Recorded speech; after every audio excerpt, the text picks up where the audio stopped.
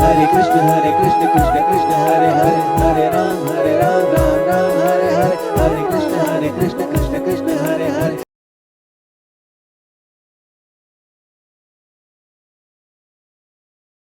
भाग्योदयेन बहुजन्म समर्जितेन सत्संगम च लभते पुरुषो यदा वे अज्ञान हेतु कृत मोहमदान्धकारे नाशं विधाय हि तदो दयते विवेकः।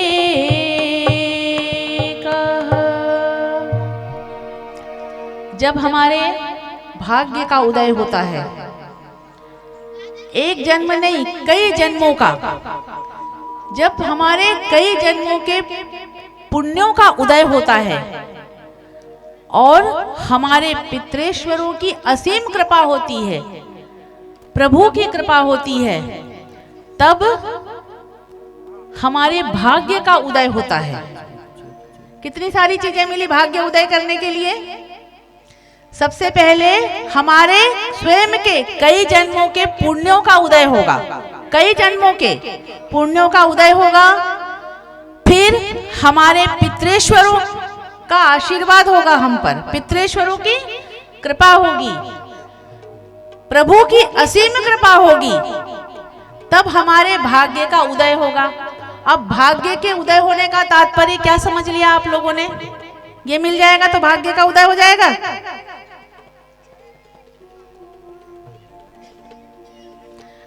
ये भाग्य का उदय है जो आज हो रहा है। ये जो सत्संगम चा लभते, सत्संग मिलता है। हम क्या सोचते हैं भाग्य का उदय, अरे उसके पास तो अरे उसकी क्या तकदीर चमकी, अरे बढ़िया चमकी, सट्टा लगाया था बिल्कुल, एक ही बार में दांव लग गया और तकदीर चमक गई। मैं यहाँ आप लोगों को ये बताना चाहूंगी कि वो आप उनका क्षणिक आनंद हो सकता है, पर भाग्य का उदय नहीं है। भाग्य का उदय कब हुआ? आज भाग्य का उदय आप, मेरा, आपका, हम सभी के भाग्य का उदय आज हुआ है। सोचिए कि हमारे कितने पुण्यों का उदय हुआ, हमारे पितृेश्वरों का आशीर्वाद हुआ, प्रभु की कृपा हुई, तब आज ये हम सत्संग करने बैठे हैं। इसी प्रकार अब कथा प्रसंग को आगे, आज श्रीमद् भागवत का महत्व है। महत्व का अर्थ होता है महत्व। आप लोगों से भी कई लोग पूछेंगे क्या तुम भागवत में गए, सुबह से तुमने कलश उठाया, धूप में घूमे। हो सकता है इनमें से कई बहनें और कई छोटे बच्चे भी थे जिनको मैंने अपनी बग्गी में बिठा लिया था। कई बच्चे कल बीमार भी हो जाए क्योंकि धूप बहुत तेज थी, आप लोग बहुत काफी लेट हो गए थे, काफी विलंब हुआ था, ये भी हो सकता है। और आपको सुनने को भी ये मिले कि कल गए थे खूब धूप में घूमने के लिए, खूब पानी पी रहे थे धूप में घूम घूम के, देखो आज बीमार पड़ गए। तब आप लोग क्या बोलोगे? क्या आप ये बोलोगे हाँ अब हम कभी नहीं जाएंगे?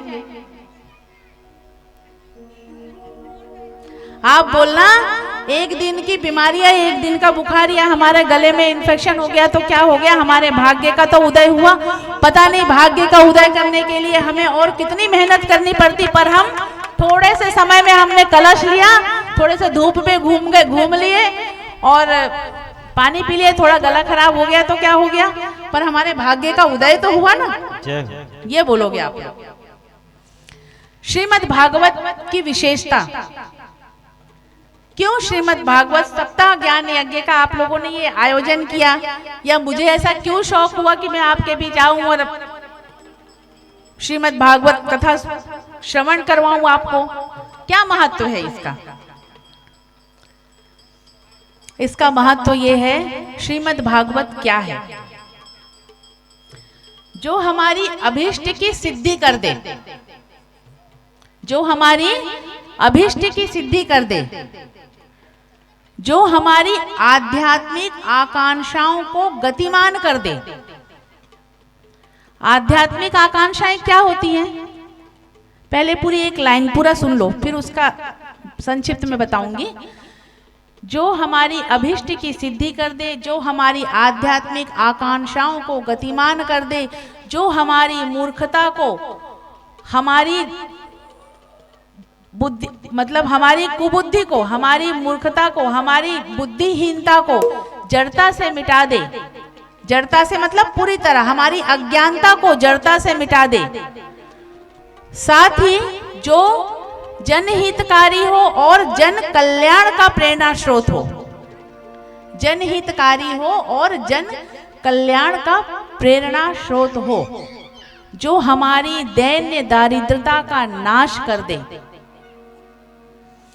जो हमारा यह लोक और परलोक को सुधार दे, वो है श्रीमद् भागवत।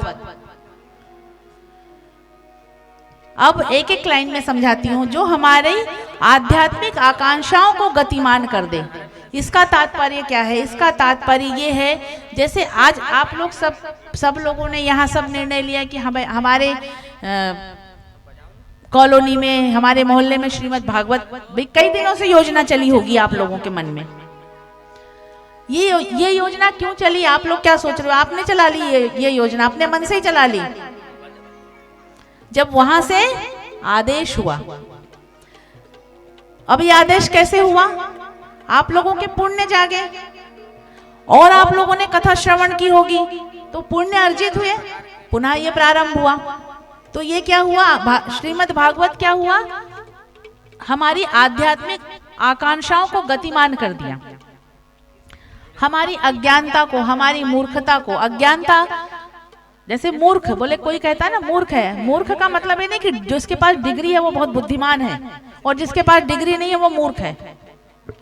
जिसके पास राम नाम का धन है वो बुद्धिमान है।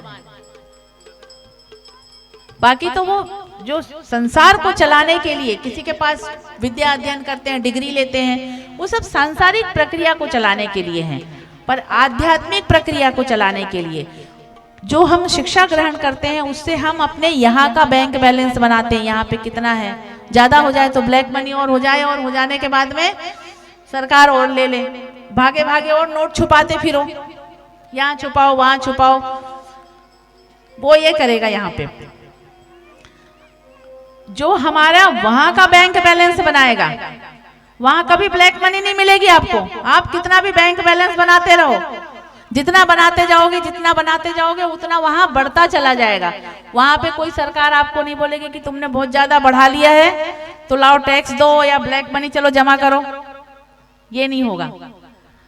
हमारी मूर्खता को और हमारी अज्ञानता को जो जड़ता से मिटा दे। अर्थात हम जब सत्संग करते हैं, सत्संग में जाते हैं, श्रीमद् भागवत कथा का श्रवण करते हैं, राम कथा का श्रवण करते हैं, अर्थात जब हम सत्संग करते हैं तब हमारी अज्ञानता, हमारी मूर्खता स्वतः ही जड़ता से, जड़ता मतलब मूल, हमारी मूल प्रवृत्ति बदल जाती है, हमारी सोच बदल जाती है, हमारी विचारधाराएं बदल जाती है। उसे कहते हैं श्रीमद् भागवत। जो जनहितकारी हो और जन कल्याण का प्रेरणा स्रोत हो। अर्थात जनहितकारी कैसे? आज जो ये एकता हुई है, एकता में सब जो हम सब बैठे हैं यहाँ पर, ये एकता का प्रतीक है। यही अगर आप लोग नहीं होते और सब, आज संडे का दिन था, सब अलग अलग, कोई अपनी फैमिली के साथ कहीं चला जाता, कोई और कहीं चले जाते, कोई कुछ और कार्य में करते, कुछ आराम करते, कुछ अच्छे खूब संडे है बोल के दिन भर सोते, तो क्या ये एकता जो आज आप लोग आपस में मिले हो, ये मिल पाते? नहीं मिल पाते।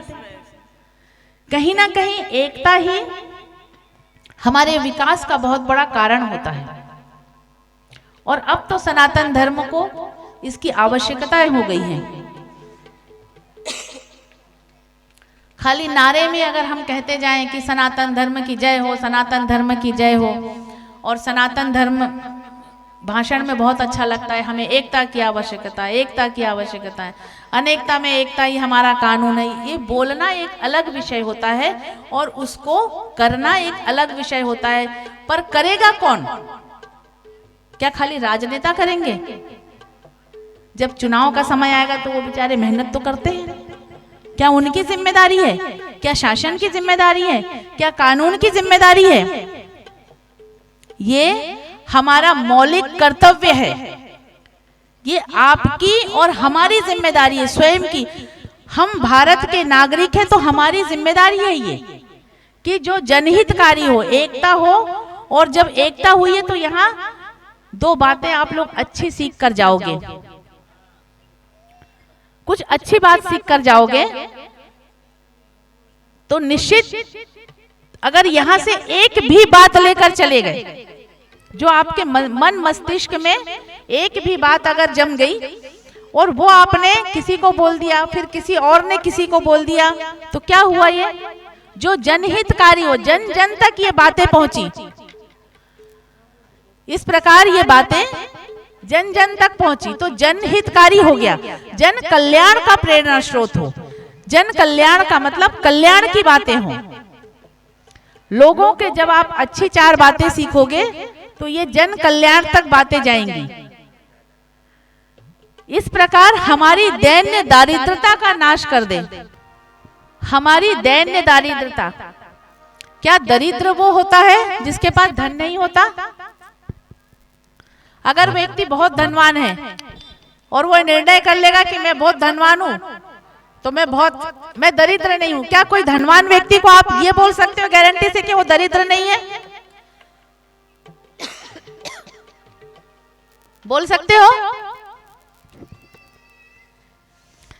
ऐसी कोई गारंटी नहीं है कि जो धनवान है तो वो दरिद्र नहीं है। ये भी हो सकता है कि जो जितना धनवान है वो उतना दरिद्र है, उतना दीनहीन है। और जो जितना गरीब है हो सकता है वो उतना ही धनवान है।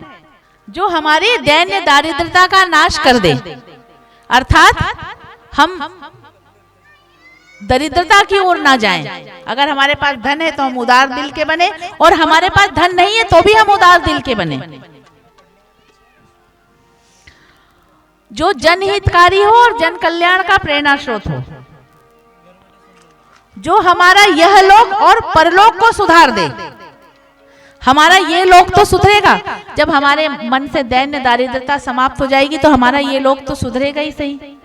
ये लोक जब सुधरेगा तो फिर हमारा परलोक भी सुधरेगा। इसे कहते हैं श्रीमद् भागवत। ये भागवत, अगर आपसे कोई पूछे कि भागवत आप लोग सुनने जा रहे हो तो क्या लाभ मिल रहा है, कोई पूछेगा आपको क्या भगवान आपको दिख जाते हैं क्या, तो आप बता देना ये पूरी लाइन। इसमें से एक दो लाइन भी याद रहे तो बता देना जो मैंने इतनी देर बोला।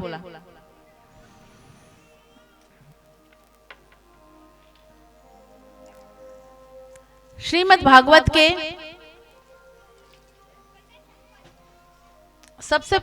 श्रीमद् भागवत का सबसे प्रथम श्लोक है। उस श्लोक का अर्थ समझो। अगर आज इस श्लोक का अर्थ आप लोग समझ गए तो समझ लेना पूरी भागवत समझ ली। भागवत का महत्व बताया, भागवत क्यों सुनना चाहिए। अब ये श्लोक का अर्थ समझ लो, फिर आगे के आप लोग प्रसंग सुनो या मत सुनो, क्योंकि आप लोग फिर जब आज इस श्लोक को समझ लोगे तो आगे के प्रसंग स्वतः ही रोज सुनने के लिए समय से पहले आकर बैठ जाओगे।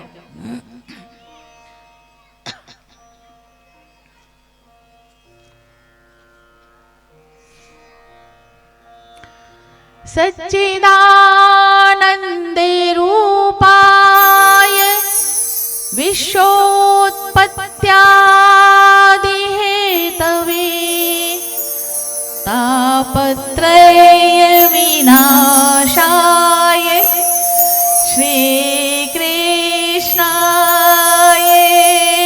वयं नुमः।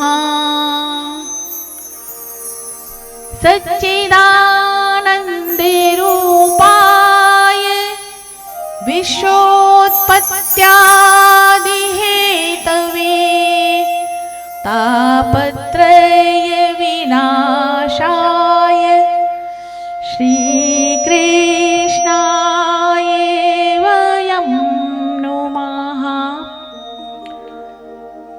ये श्रीमद् भागवत का प्रथम श्लोक है। इस श्लोक में भगवान के स्वरूप का वर्णन किया गया है और भगवान के कार्य का वर्णन किया गया है और भगवान जीवों के लिए क्या करते हैं।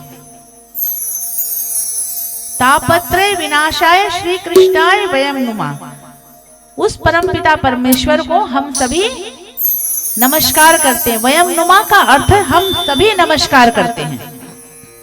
सच्चिदानंद रूपाय, सत्य चित्त और आनंद, इसका संधि विच्छेद करेंगे, सत्य चित्त और आनंद। सत्य क्या है? सतयुग कहा जाता, सतयुग, पहले सतयुग, फिर त्रेता, फिर द्वापर, फिर कलयुग। सतयुग, सत्य का अर्थ है सत्य। सत्य,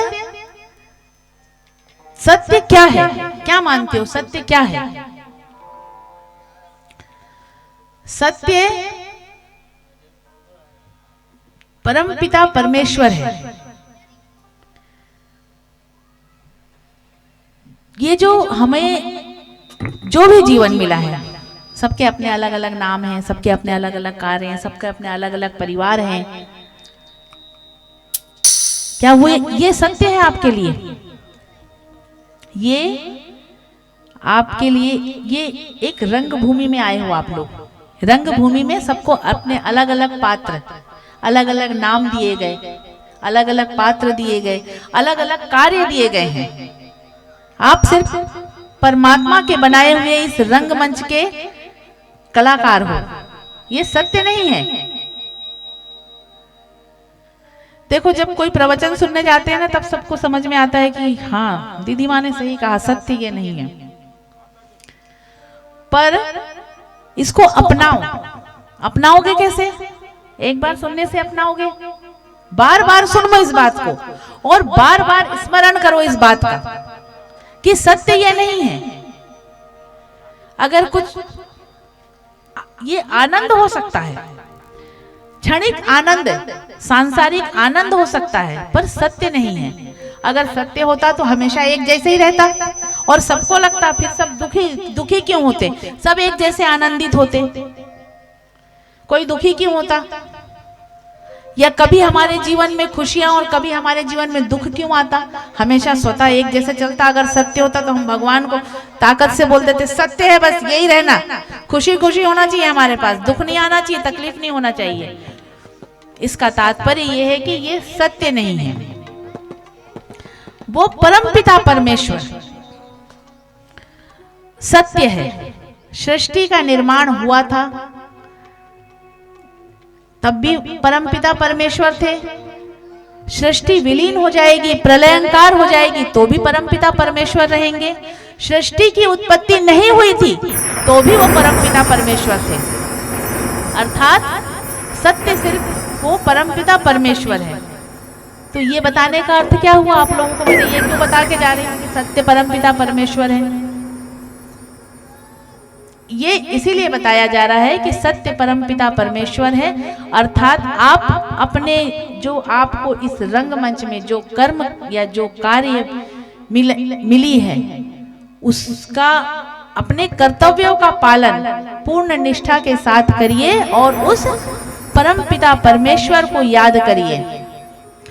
सत्य चित्त, चित्त किसका? चित्त मतलब मन। यहाँ चित्त का अर्थ मन है और मन में क्या पाया जाता है? आगे देखना, कथाएं आएंगी, जब और प्रसंग आएंगे तो भीष्म पितामह ने अपना शरीर त्यागा या शिशुपाल ने शरीर त्यागा, तो एक दिव्य ज्योति, पूतना का भी जब भगवान वध करे, दिव्य ज्योति निकली और प्रभु के उदर में जाके विलीन हो गई, आकाश में भ्रमण करी। ये सारी कथाएं आती है। तो ये क्या? ये कथा कहानी है, कथा कहानी नहीं है, ये सत्य है। चित्त अर्थात मन। मन हमारे, मन का तात्पर्य प्रकाश, हमारे मन में जो प्रकाश है, भौतिक प्रकाश नहीं, हमारे आत्मा का प्रकाश अर्थात चित्त। परमात्मा कहाँ मिलेंगे, कहाँ पाए जाएंगे? हमारे चित्त में, हमारे आत्मा में। और वो कब पाए जाएंगे? जब हम उसके सत्य को स्वीकार करेंगे।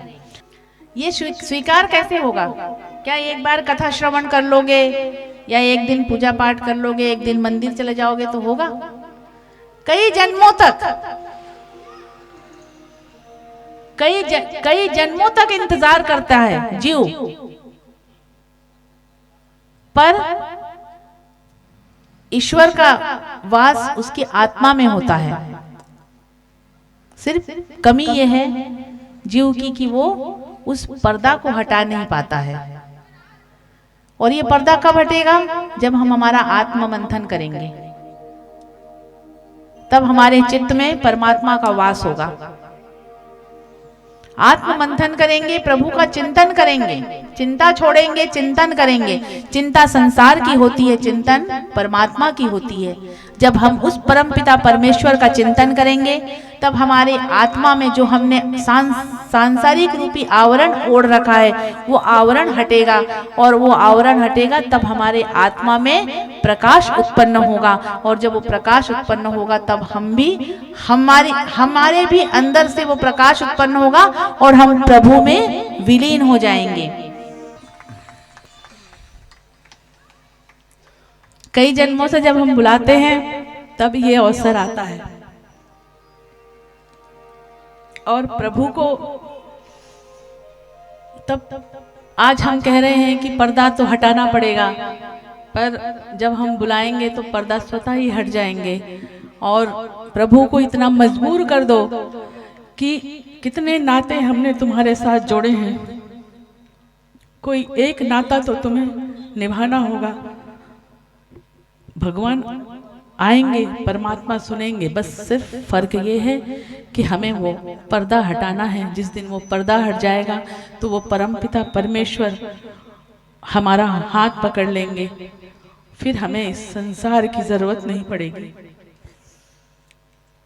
भगवान का स्वरूप सच्चिदानंद स्वरूप है, जो सत्य है, चित्त है। जब उस सत्य के दर्शन होते हैं और उस चित्त में जब प्रकाश उत्पन्न होता है, वो प्रकाश हमारी आत्मा जब प्रकाशित हो जाती है, अर्थात हमारी अज्ञानता का आवरण जब हट जाता है, और वो आवरण हटने के पश्चात जिस आनंद की प्राप्ति होती है,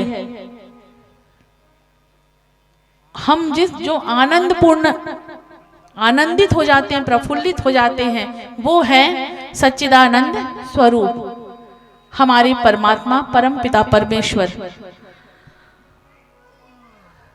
प्रभु कार्य क्या करते हैं?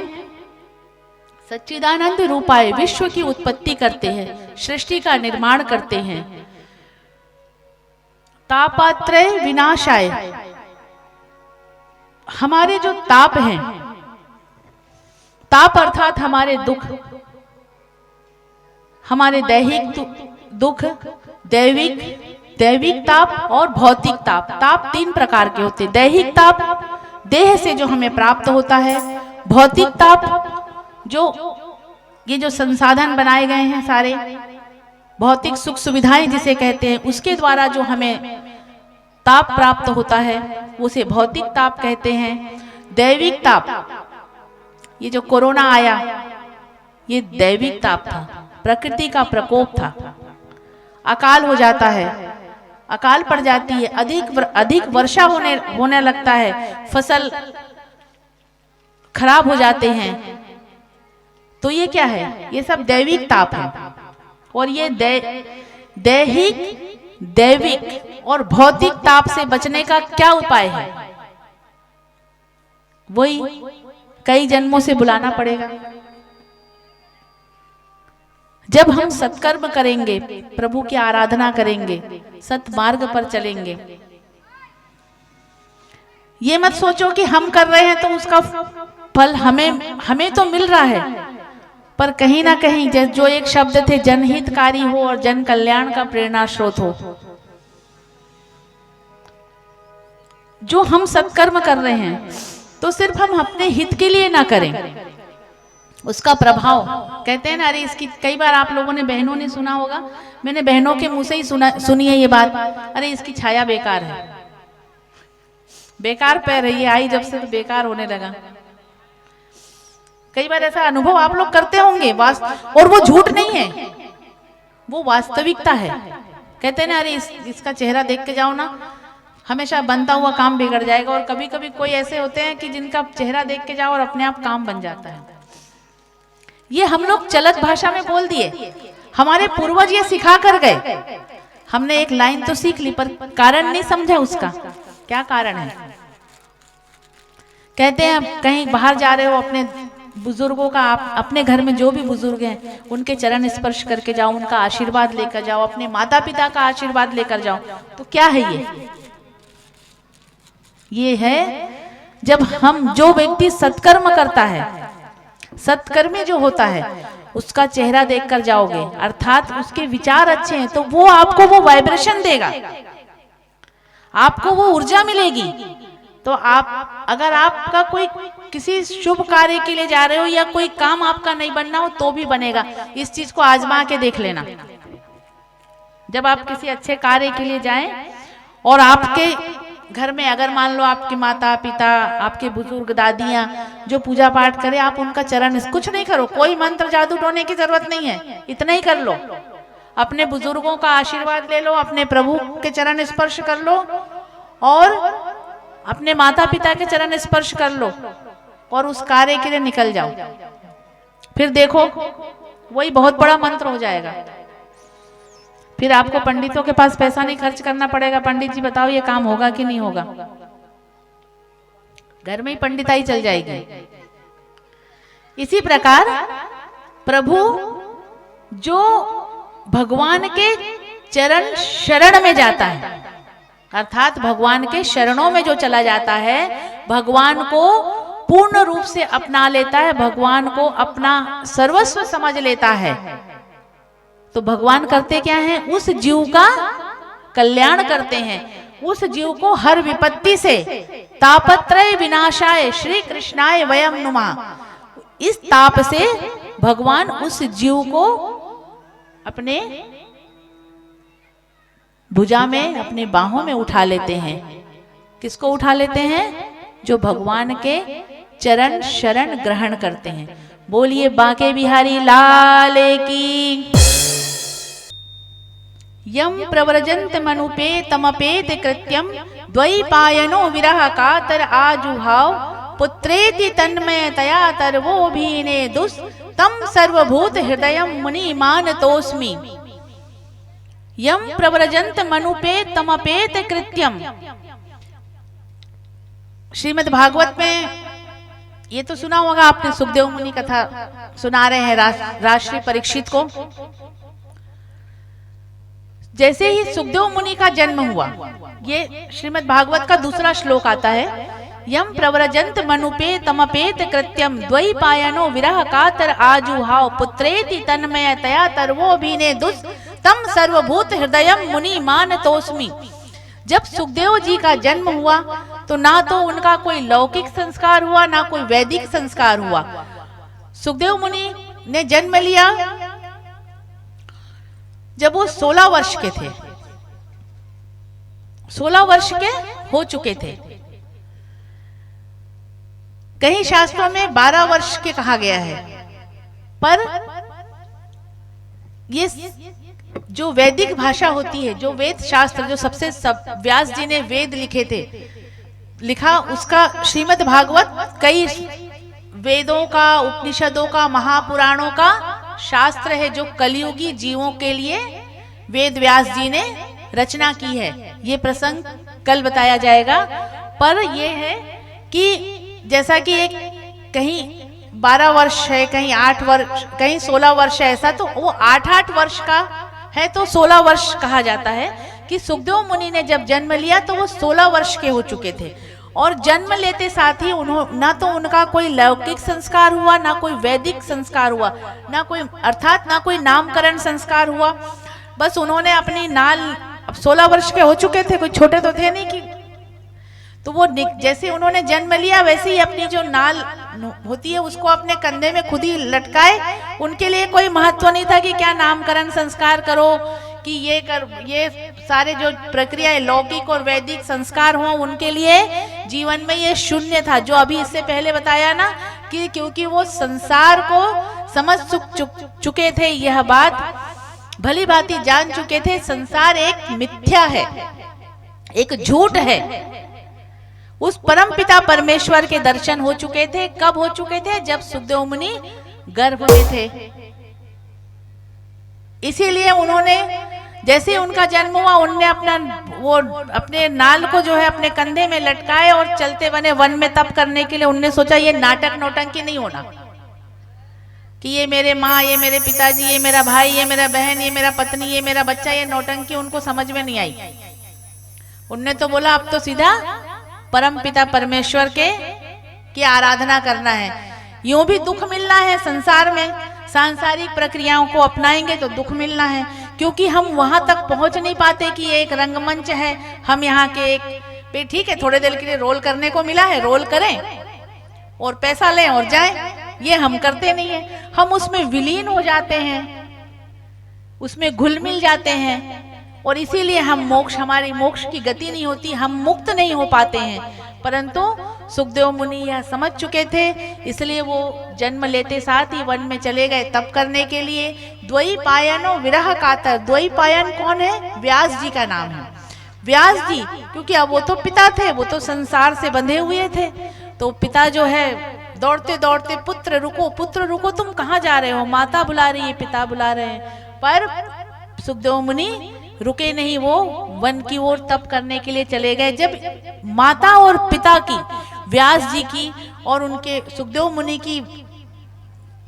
की माता की जो विरह कातर है ना, जो विरह से जो वो व्याकुल हो रहे थे, ये व्याकुलता को देखकर प्रकृति ने, बेटे ने तो कुछ नहीं कहा मुड़ के, वो तो चलते चले बने गए, लेकिन प्रकृति ने, नदियों ने, पहाड़ों ने, वृक्षों ने सुखदेव जी की ओर से व्यास जी को ये कहा कि ये ज्ञानी है, परम ज्ञानी है, परम हंस हैं, तुम इन्हें क्या रोक रहे हो? व्यास जी ने कहा कि ये ज्ञानी है तो मैं क्या हूं? पहाड़ों ने कहा, नदियों ने कहा, वृक्षों ने कहा कि ये परम ज्ञानी है। आप ज्ञानी हो सकते हो पर परम ज्ञानी नहीं है। परम ज्ञानी जब, परम हंस जब हो गए तो उस परम पिता परमेश्वर के दर्शन होंगे।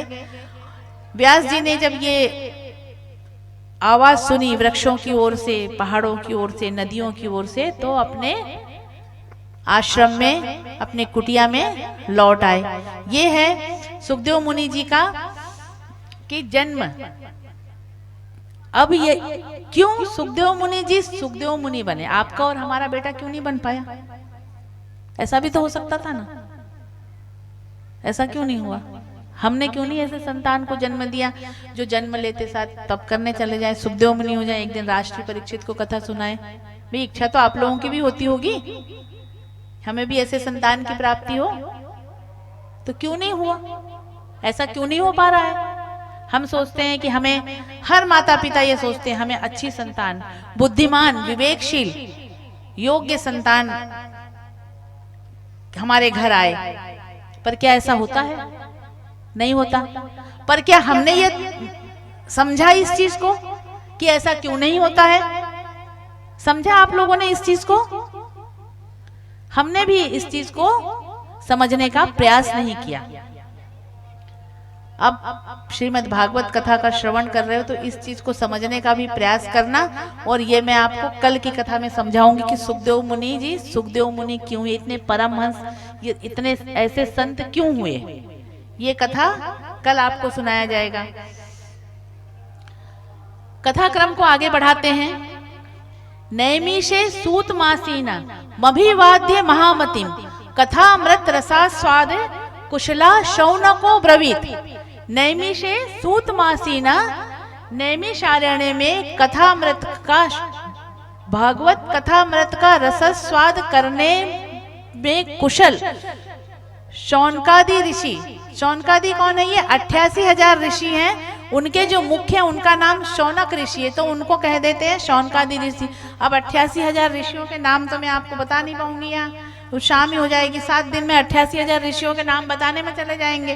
तो आप लोग इतना सुन लो कि शौनकादि ऋषि जो 88,000 ऋषि हैं, वो नैमिषारण्य में उनका ज्ञान यज्ञ चल रहा है, ज्ञान चर्चा चल रही है। संत हैं, ये संत हैं, इनमें से कई संत ऐसे हैं जिनकी 5-5 हजार वर्ष आयु हो चुकी है, जिन्होंने अपने कई कलयुग देख चुके हैं। जैसे सतयुग, द्वापर, हम तो पूरा कलयुग भी देखने को तैयार नहीं हो पा रहे हैं। वो संत ऐसे थे जो सतयुग, द्वापर, त्रेता, सब कलयुग समाप्त हो गया, फिर कई युग देख लिए, ऐसे कई चतुर्युगी देख लिए। यानी उनके जीव मार्कंडेय ऋषि कई चतुर्युग देख चुके थे। तो ऐसे संत थे, पर वो क्यों थे? क्योंकि वो संत थे। 88,000 ऋषि नैमिषे सूत मासीना मभिवाद्य महामतीन, शौनकादि ऋषि 88,000 ऋषि वहां नैमिषारण्य में उनका ज्ञान सत्र चल रहा है, और वहां पर सूत जी का आगमन होता है। सूत जी भगवान सुखदेव मुनि के परम प्रिय शिष्य हैं। सुखदेव रहे वो सूत जी से निवेदन कर रहे हैं, अज्ञान ध्वांत विध्वंस कोटि सूर्य समप्रभा सूताख्यायी कथा सारम मम कर्ण रसायनम। सूत जी हमारी अज्ञानता को दूर कीजिए और हमें ऐसे कथा श्रवण करवाइए जो हमारे कानों में अमृतमय लगे, हमारे कानों को अमृतमय लगे, और हमारी अज्ञानता, हमारी मूर्खता, हमारी दैन्य दारिद्रता दूर हो। सूत जी कहते हैं, मैं तो आप लोगों से उम्र में छोटा हूं, आप लोग मुझे इतना सम्मान ना दें। तब शौनक ऋषि कहते हैं, धन वृद्धा बल वृद्धा आयु वृद्धस् तथैव च ते सर्वपि ज्ञान वृद्धश्च किंकिरा शिष्य किंकिरा। धन वृद्धा बल वृद्धा, जिसके पास धन अधिक है तो क्या वो बड़ा आदमी कहलाएगा? अभी इसी कथा में आप लोग देख लेना, ये कथा ही एक बहुत बड़ा उदाहरण हो जाएगा। धन वृद्धा, कई ऐसे धनवान, धन से अधिक धनवान लोग होंगे, और आपको लगेगा, जो हमारे जजमान हैं या जो आयोजक है उनको लगेगा अरे यहाँ से तो हमें बहुत मिल जाएगा, अच्छा धन मिल जाएगा हमारे कथा को चलाने में। पर ये एक भ्रम है। धन वृद्धा, जिसके पास धन अधिक हो वो बड़ा आदमी कहलाता है। जो शक्तिशाली हो उसको बोल दोगे अरे ये तो बहुत शक्तिशाली, बड़ा आदमी मान लोगे, बड़ा आदमी। उसके सामने भले डर के मारे हाँ साहब आपकी तो बढ़िया बढ़िया, आपके समान तो देखो होता यही है संसार में। कोई बलवान मिल जाए, दुष्ट, आप लोग नहीं साहब आपके समान तो कोई नहीं, और आप तो बहुत बड़े आदमी। लेकिन जैसे पीठ घुमाओगे क्या बोला, अरे सट्टा लगा ना, दारू का अड्डा और सब, और बड़ा आदमी। देखो वास्तविकता यही होती है सबकी, है ना, आपकी भी हमारी भी सबकी यही वास्तविकता। तो वो बड़ा आदमी नहीं कहलाता, वो भले सफेद पैजामा कुर्ता पहन के बड़ा आदमी समझने लगे अपने आप को, पर बड़ा नहीं। बड़ा आदमी कौन है? जो ज्ञान में बड़ा हो, वो बड़ा आदमी कहलाएगा। तो ये शौनकादि ऋषि सूत जी से कह रहे हैं कि धन वृद्धा बल वृद्धा आयु वृद्धा, कोई बहुत आयु में वृद्ध है जो हमारे, वो घर के बुजुर्ग है, पर बड़ा आदमी नहीं कहलाएंगे। जिसमें ज्ञान की अधिकता है वो बड़ा व्यक्ति वो कहलाएगा। ये शौनकादि ऋषि सूत जी से कह रहे हैं। श्रेयशाम यद्भवेच्छेह पावनानामे च पावनम् कृष्णे प्राप्तिकरं शाश्वत साधनम् तद्वादाधुना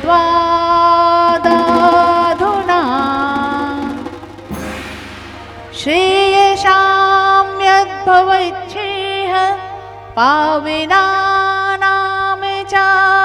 पावनम कृष्ण प्राप्तिकरं शाश्वत साधनम तद्वाताधुना।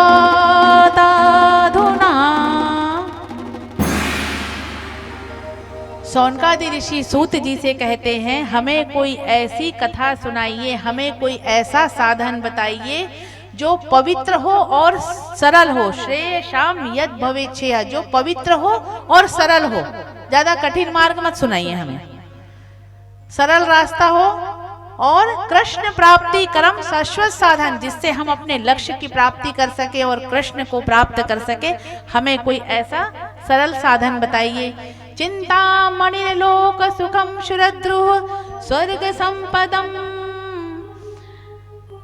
चिंतामणिर्लोक सुखम शुरद्रुः स्वर्ग संपदम प्रयच्छति गुरु प्रीतो वैकुंठम योगी दुर्लभम।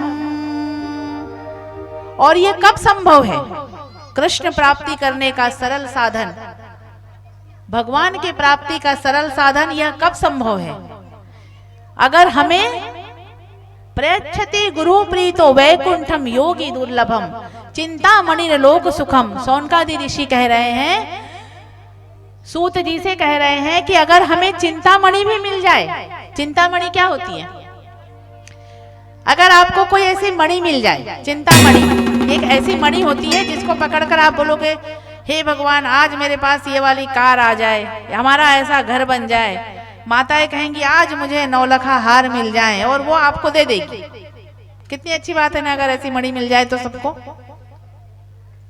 चिंतामणि का ये कार्य है। ना आपने देखा होगा ना मैंने देखा, लेकिन शास्त्र में लिखा है, चिंतामणि लोक सुखम शुरद्रुः स्वर्ग संपदम प्रयच्छति गुरु प्रीतो वैकुंठम योगी दुर्लभम। अगर हमें चिंतामणि मिल जाए तो वो हमें सारी हमारी लौकिक, हमारे भौतिक सुख सुविधाएं हमें दे सकती हैं, हमें स्वर्ग का सुख दे सकता है। चिंतामणि अगर मिल जाए तो आपको, आप बोलो कि हमें तो बिल्कुल जैसे इंद्र के राज ठाट में बढ़िया सिंहासन हो, बढ़िया अप्सराएं नृत्य कर रही हो, सारे राज ठाट बाट आपको सब मिल जाएगा स्वर्ग का। जिसको कहते हैं अरे स्वर्ग का सुख भोग रहा है, वो तो कहते हैं ना, अरे क्या उसकी क्या तकदीर है, देखो स्वर्ग का सुख है उसके पास। तो वो चिंतामणि आपको दे देगी। परंतु जब गुरु प्रसन्न हो जाए, गुरु की महिमा बताए हैं सूत जी को, वो सौनकादि ऋषि क्या कह रहे हैं, गुरु हो आप हमारे। अगर गुरु प्रसन्न हो जाए तो वो हमें भगवान का नित्य वैकुंठ धाम हमें दे सकते हैं। क्या जरूरी है आपको, क्या चाहिए? स्वर्ग का सुख चाहिए? चिंतामणि दे दूं आप लोगों को कि भगवान का वैकुंठ धाम दे दूं? जो बोलोगे वो दे दूंगी।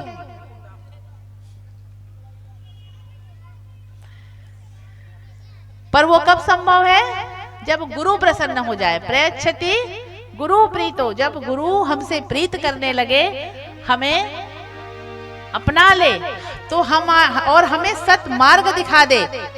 गुरु ही हमें परमपिता परमेश्वर से कौन मिलाएगा? गुरु।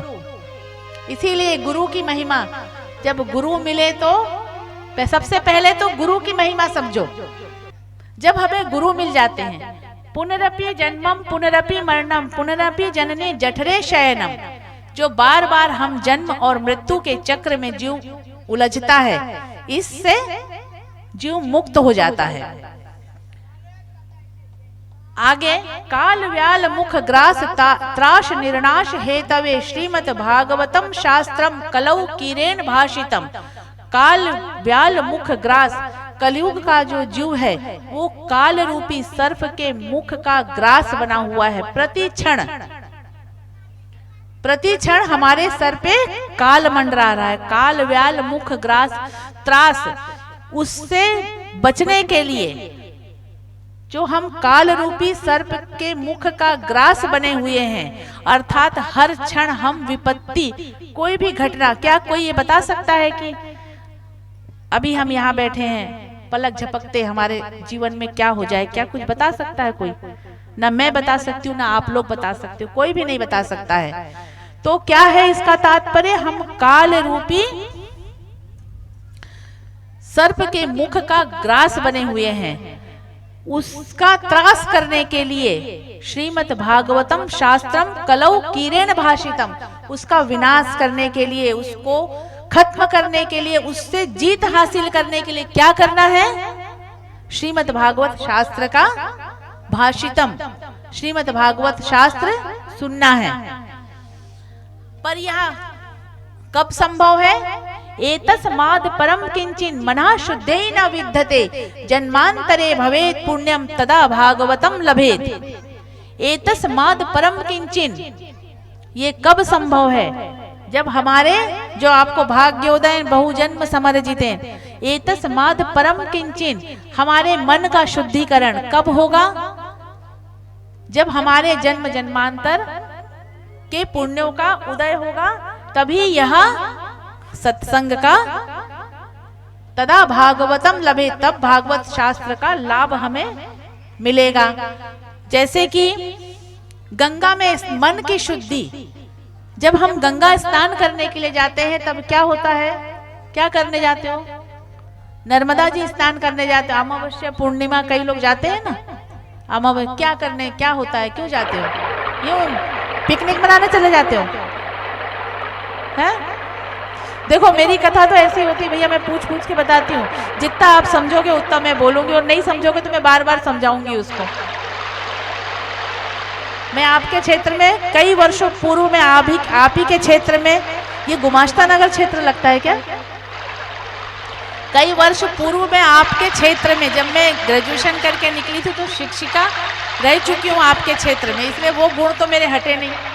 तो इसीलिए मैं कथा भी ऐसे ही आपको बोलूंगी, पूछ पूछ के बताऊंगी, समझे? नहीं समझे तो फिर सुनो, फिर समझो। तो इसीलिए वहां से गर्दन हिलाते रहा करो और बताते, जवाब भी जो समझ में आए जवाब भी देते जाया करो। यहाँ बहुत दिमाग लगाने का काम नहीं है मेरी कथा में। मेरी कथा बड़े आराम से, मनोरंजन से, बड़े शांति से समझो, और नहीं समझोगे तो बार बार पूछो, बार बार बताऊंगी। तो तब तो सार को समझोगे, तब तत्व को समझोगे। कथा के तत्व को समझना जरूरी है। नहीं तो टीवी में तो बहुत कथा आ रही, रोज आती है। वो आजकल तो परमानेंट साधना और संस्कार परमानेंट चैनल चलते हैं, वहीं बैठे बैठे आराम से एसी में बैठ के, धूप में बैठने की जरूरत भी नहीं है, वहीं सुन लोगे। यहाँ आ रहे हो तो कुछ एक्स्ट्रा तो लाओगे कि नहीं लाओगे? कुछ मिलेगा तब तो आओगे यहाँ पे। तो यहाँ ये मिलेगा, जैसे कि व्यक्ति, मनुष्य, जीव नर्मदा स्नान करने गए, गंगा जी स्नान करने गए, तो हमारा तन पवित्र होता है। तन पवित्र, मन पवित्र कैसे होगा? श्रीमद् भागवत सप्ताह ज्ञान यज्ञ से, इसे ज्ञान गंगा कहा गया है। श्रीमद् भागवत सप्ताह ज्ञान यज्ञ क्यों कहा गया है? ये ज्ञान गंगा है। इससे हमारा मन पवित्र होगा, मन शुद्ध होगा, तन शुद्ध हो जाएगा जब हम तीर्थ में स्नान कर लेंगे, मन शुद्ध हो जाएगा जब हम श्रीमद् भागवत कथा का श्रवण कर लेंगे।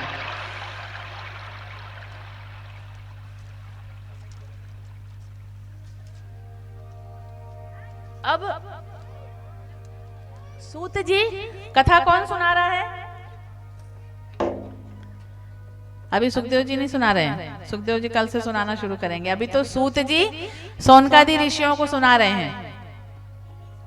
कल प्रश्न भी पूछा जाएगा आप लोगों से, और जो जो प्रश्न का जवाब देगा उनको हम पुरस्कार भी देंगे। ज्ञान बढ़ना चाहिए ना। ज्ञान गंगा में, जब ज्ञान गंगा में स्नान कर रहे हो तो ज्ञान नहीं बढ़ाओगे, ज्ञान बढ़ाना है तब। अब सूत जी कहते, अब सोनकादि ऋषि और सूत जी के संवाद चल रहे हैं। अब सूत जी सोनकादि ऋषि को आगे की कथा सुना रहे हैं। उन्होंने कहा ना कि मम कर्ण रसायन, जो हमारे लक्ष्य की प्राप्ति हो, कृष्ण प्राप्ति का शाश्वत साधन हो, चिंतामणि मिल जाए तो भी आप हमें गुरु मिले तो भी। अभी जो इतना सब चल रहा था, 1 घंटे से जो सुन रहे यही सब चल रहा था। अब आगे कथा प्रारंभ। सूत जी अब सोनकादि ऋषियों को सुना रहे हैं कि मैं आपको एक आगे का प्रसंग सुनाता हूं, जिससे कैसे कृष्ण प्राप्ति का शाश्वत साधन है, सरल साधन है, वो मैं आपको बता रहा हूं। एकदा ही विशालायाम चत्वार ऋषियो मलाः सत्संगार्थम समायाता दद्रीशुस्तत्र नारदम। ये सूत जी कह रहे हैं कि एक दिन विशालपुरी में 4 ऋषि सनक, सनंदन, सनातन, सनत कुमार ब्रह्मा जी के मानस पुत्र हैं, प्रथम मानस पुत्र, और भगवान के ये प्रथम अवतारों में भी आए हैं, ये नारायण के ही अवतार हैं। 4 संत ऋषि जो 5 वर्ष के बालक की तरह ही दिखते हैं, उनकी आयु बढ़ गई पर उनकी जो अवस्था है, शारीरिक अवस्था, वो 5 वर्ष के बालक की तरह है। सनकादि ऋषि ये सत्संग करने के लिए विशालपुरी में जा रहे थे, तब उन्हें दद्रीशुस्तत्र नारदम, तब उन्हें नारद जी दिखे। तो सनकादि ऋषियों ने क्या कहा? कथम ब्रह्मणदीन मुखा कुतश्चिंतातुरो गमन, कथम ब्रह्मणदीन मुखा कुतश्चिंतातुरो भवान, त्वरितम गम्यते कुत्र कुतश्चागमनम तव। ब्राह्मण, आपका मुख इतना उदास क्यों है? जल्दी जल्दी में जा रहे थे, नारद जी बिल्कुल घबराए हुए से जा रहे थे, बिल्कुल उदासीन थे, बिल्कुल व्याकुल थे, बिल्कुल चिंतित थे। तो उनसे कहते हैं, सनकादि ऋषि कहते हैं, कथम ब्रह्मणदीन मुखा, आपका मुख इतना उदास क्यों है? आप इतने उदासीन क्यों है? आप इतने त्वरितम गम्यते कुत्र, आप इतने जल्दी जल्दी कहां से आ रहे हो और कहां जा रहे हो? हमें बताओ ये। और आगे कह रहे हैं कि आप जैसे इदानीम शून्य चित्तवसी गत वित्तो यथा जना तवेदम मुक्त संगस्य नोचितम वद कारणम। आप जैसे आसक्ति रहित पुरुष, अर्थात आसक्ति रहित वैराग, जिन्होंने वैराग्य धारण कर लिया है, जो संत हैं, जिन्हें विरक्त हो चुका है, विरक्ति की ओर जा चुके हैं, आप जैसे संत महात्मा को इस तरह इदानीम शून्य चित्तवशी गत वित्तो यथा जना, इस तरीके से व्याकुल होना, उदासीन होना, चिंतित होना, ये शोभा नहीं देता। क्यों शोभा नहीं देता? ये कौन लोग करते हैं? ये सांसारिक लोग करते हैं, जो संसार में हैं। अब नारद जी कहते हैं सनकादि ऋषियों को, अहम तो पृथ्वीम यातो ज्ञात्वा सर्वोत्तमामिति। मैं पृथ्वी लोक पर गया, सर्वोत्तम लोक समझकर पृथ्वी लोक पर गया। पुष्करम च प्रयागम च काशीम गोदावरीम तथा हरिक्षेत्रम कुरुक्षेत्रम श्रीरंगम सेतु बंधनम एवमादिषु ब्रह्ममाण इतस्ततः।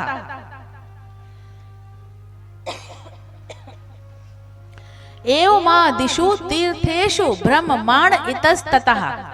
मैं सर्वोत्तम लोक मानकर पृथ्वी में गया। सोचा बहुत अच्छा लोक है, पृथ्वी में सब अच्छे लोग हैं। नारद जी आए आपके और हमारे बीच,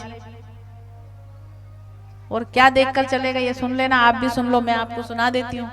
मैं तो सुन चुकी हूँ, अब आप भी सुन लो एक बार। नारद जी ने कहा कि मैं सर्वोत्तम लोक मानकर और कई तीर्थों पर गया, पुष्करम, प्रयागम, काशी, गोदावरी, हरिक्षेत्रम, कुरुक्षेत्रम, श्रीरंगम, सेतु बंधनम एवमादिषु तीर्थेषु ब्रह्ममाण इतस्तथा। तीर्थ में, कई तीर्थों में गया, कई तीर्थ स्थानों पर गया, पर मुझे कहीं भी शांति नहीं मिली। कलयुग ने समस्त जीवों का पर छाया डाल रखी है। कलयुग की छाया है पृथ्वी पर, इसीलिए अधर्म का सहायक कलयुग ने सारी पृथ्वी को पीड़ित कर रखा है, दुखी कर रखा है। मैं वहां गया पर मुझे वहां कुछ उचित नहीं लगा। अधर्म बढ़ गया है, लोग अधर्मी हो गए हैं, हठी हो गए हैं, जिद्दी हो गए हैं, दुर्बुद्धि युक्त हो गए हैं, दुष्कर्म करने लगे हैं, धन और स्त्री का संग्रह करते हैं। पुरुष विवेकशील हो गया है। और अब आगे का एक श्लोक जरूर सुनना, ध्यान से सुनना है। तरुणी प्रभुता गेहे शायलिको बुद्धिदायकः कन्या विक्रेणुलोभान् दंपतीनाम च कल्कनम। तरुणी प्रभुता गेहे, तरुणी प्रभुता, जब घर में नई तरुणी आती, तरुणी का अर्थ क्या है? जब आपकी बहू आ जाती है, फिर क्या करती है आने के बाद में? लाओ चाबी दो, ज्यादा होशियार मत बनो, लाओ चाबी दो। क्यों जी? तुम्हारी मम्मी छल्ला टटकाए घूमती रहती है, चाबी कल चाबी दिलवा देना। तरुणी प्रभुता गे है, जैसे तरुणी आती तरुणी बोलती लाओ चाबी। तरुणी प्रभुता गे है शायले को बुद्धिदाया का। फिर मम्मी हेलो, हाँ बेटा कैसे है? बढ़िया। वो बुढ़िया ज्यादा परेशान तो नहीं मम्मी, तुम कल भैया को भेज देना तो सब ठीक कर जाएंगे। यहाँ शायले को बुद्धिदाया का। साले साहब आते हैं अगले दिन, जमाई जी बढ़िया, साले साहब आ गए हैं। अब जीजा जी क्या करें? जीजा जी करते हैं नमस्कार, क्योंकि साले को बुद्धिदायक। देखो ये भागवत में लिखा, मैं अपने मन से नहीं बोल रही हूँ, मैं अपने मन से नहीं बोल रही हूँ, भागवत में लिखा वो मैं आपको सुना रही हूँ, वो श्लोक सुना रही हूँ, श्लोक भी प्रूफ है। शायले को बुद्धिदायक कन्या विक्रेणु लोभान। साले साहब आ जाएंगे और जीजा जी को साला सलाहकार हो जाएगा, सब बुद्धि देके चले जाएंगे। जीजा जी देखो ऐसा है, मेरी बहन तो बहुत नाजों से पली है और बिल्कुल वेल क्वालिफाइड है, और उसका तो बिल्कुल सुबह उठेगी 10 बजे, उससे पहले उठेगी नहीं। आप ये सारी प्रक्रियाएं, और वो आपके घर नहीं चलेगा जीजा जी, ये मैं देख लिया, और मेरी बहन को मैं कष्ट में नहीं आने दूंगा। तो साले साहब ने सिखा दिया। कल बेटे जी ने कहा मम्मी हम तो अपनी गृहस्थी, हम अपनी फैमिली सेपरेट करेंगे। परिवार क्या हो गया? पति पत्नी और फिर उनके बच्चे। फिर बाद में बच्चे ये कह देते हैं, और फिर बेचारे माता पिता कहाँ जा रहे हैं? माता पिता, बुजुर्ग माता पिता अब अपना बना रहे, खा रहे हैं, जो भी अपने आप कर रहे हैं। एक प्रसंग थोड़ा सा सुनाती हूँ, वो भी सुनना जरूरी है आप लोगों का। एक बार एक पति पत्नी और उनका एक बच्चा छोटा, ये मेरे दिमाग में बहुत घर करी और बहुत सही घर करी कि पति पत्नी और बच्चा एक था। तो वो बोले कि घूमने जा रहे थे, वो होटल में खाना खाने जा रहे थे, पार्टी करने। तो बच्चा कहता है, जो बेटा कहता है अपनी माँ से कि मम्मी हम लोग जा रहे हैं, पार्टी करके आएंगे, बाहर ही खाना खा के आएंगे, आप ऐसा करना पास का मंदिर है वहां शाम को भोजन मिलता है, आज आप वहीं भोजन कराना, ठीक। अब वो छोटा बच्चा जैसे ये बैठे ना गोद में लेके, ये सब सुनते हैं, समझ लेना, ये मत सोचना हम ही होशियार, वो ज्यादा होशियार। अब वो सुन रहा था छोटा बच्चा, जो अपनी मम्मी बड़ी माई बेबी आज हो रहा, वो बेबी जो उधर बेबी नहीं तो अभी माई बेबी, ये भी तो ये जो माई बेबी चल छोटा बेबी कर रहे हैं ना, ये बहुत अच्छा लग रहा है। वो बेबी वो वही देगा जो तुम दे रहे हो अभी। कितने साल बाद? 20 साल बाद, 25 साल बाद, इतनी सी तो आयु रहती है। वही 20-25 साल तुम थोड़ा तांडव कर लो, फिर आने वाला जो तुम जिसको तुम बड़ा कर रहे हो वो तांडव कर लेगा। भाई चक्र तो यही घूम रहा है, इसीलिए पृथ्वी गोल है। अब वो बच्चा क्या कहता है सुनना, कार में बैठा है ड्राइविंग सीट में अपने पापा के बगल में, बोले पापा मैं सोचता हूँ जब मैं बड़ा हो जाऊंगा तो मैं बिल्कुल मंदिर के पास में ही अपना घर बनाऊंगा।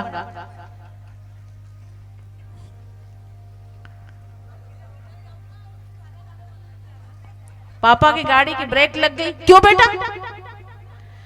ताकि आपको ज्यादा दूर पैदल ना चलना पड़े, जब मैं बड़ा होकर होटल जाऊंगा तो पड़ोस के मंदिर में आप भोजन कर लेना। मिल गया?